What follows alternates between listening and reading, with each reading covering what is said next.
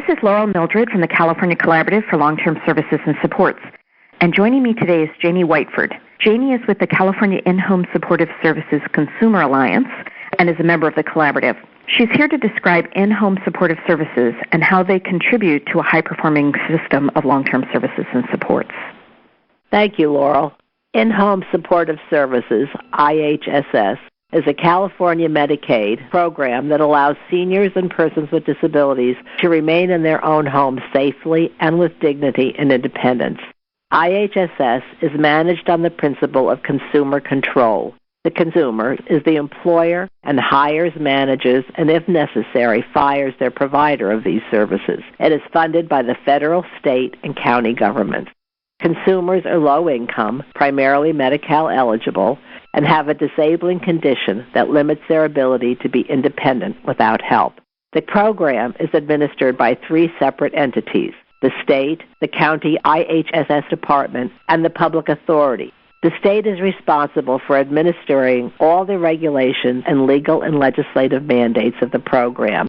It also is responsible for payment to the providers, processing provider time cards, and remitting payment. The county is responsible for determining eligibility of consumers. The county does an assessment of needs by a trained social worker and provides reassessment on an annual basis to see if needs have changed.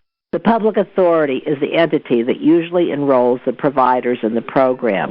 The public authority provides a registry of screened eligible providers that consumers can use if they need help with finding a provider. At this time, the public authority is also the entity that negotiates with the local union for provider wages and benefits. This means that currently wages and benefits vary from county to county.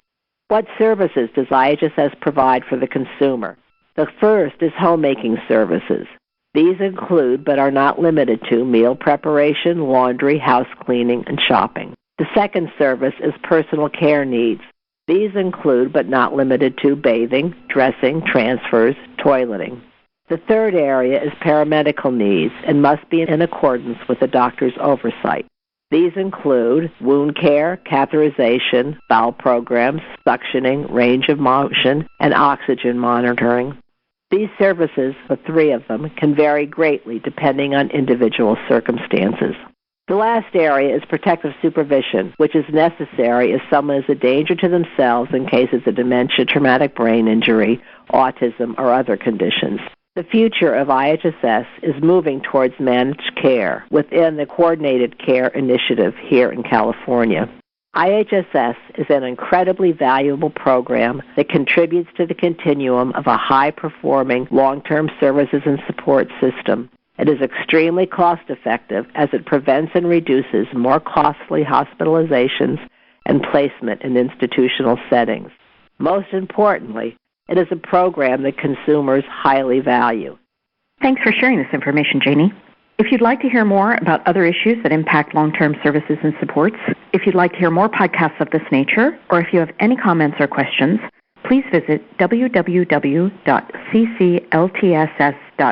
or call 916-966-6643.